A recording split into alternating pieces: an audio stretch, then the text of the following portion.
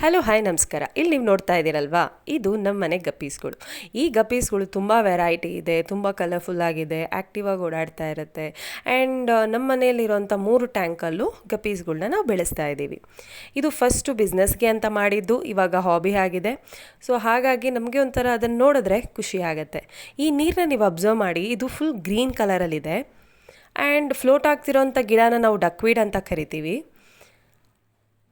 ಇದರಲ್ಲೂ ನಾವು ಗಿಡಗಳನ್ನ ಬೆಳೆಸ್ತಾ ಇದ್ದೀವಿ. ಆ ಗಿಡಗಳೆಲ್ಲ ಕಂಪ್ಲೀಟಾಗಿ ನೀರಲ್ಲೇ ಬೆಳೆದಿರೋವಂಥ ಗಿಡಗಳು. ಸೊ ನೋಡಿ ಇಲ್ಲಿ, ಬಟ್ ಇಲ್ಲಿ ಸೂರ್ಯನ ಕಿರಣ ಡೈರೆಕ್ಟಾಗಿ ನೀರ ಮೇಲೆ ಬೀಳ್ತಾ ಇದೆ. ಇವಾಗ ಇನ್ನೊಂದು ಟ್ಯಾಂಕ್ನ ತೋರಿಸ್ತೀನಿ ನಾನು ನಿಮಗೆ. ಈ ಟ್ಯಾಂಕ್ ಏನಾಗಿದೆಯಪ್ಪ ಅಂದರೆ ಕಂಪ್ಲೀಟಾಗಿ ಗಿಡದಿಂದ ಕವರ್ ಆಗಿಬಿಟ್ಟಿದೆ. ನೀರಿಗೆ ಸೂರ್ಯನ ಕಿರಣ ಬೀಳಲ್ಲ. ಸೊ ಬೀಳದೇ ಇರೋ ಕಾರಣಕ್ಕೆ ಅದರದ್ದು ನೀರು ನೋಡಿ ಪಾಚಿ ಕಲರ್ ಆಗಿಲ್ಲ. ಸೊ ಇವಾಗ ಯಾಕೆ ಪಾಚಿ ಬೆಳೆಯುತ್ತೆ ಅಂದರೆ, ಸೂರ್ಯನ ಕಿರಣ ನೀರಿನ ಮೇಲೆ ಬಿದ್ದರೆ ಮಾತ್ರ ಪಾಚಿ ಬೆಳೆಯುತ್ತೆ. ನೀರಿನ ಮೇಲೆ ಬೀಳಲಿಲ್ಲ ಅಂದರೆ ನೋಡಿ ಇದೆಷ್ಟು ಕ್ಲಿಯರ್ ಆಗಿದೆ. ಆ ಮೀನುಗಳು ಎಷ್ಟು ಕ್ಲಿಯರಾಗಿ ಕಾಣಿಸ್ತಾ ಇದೆ ನಿಮಗೆ.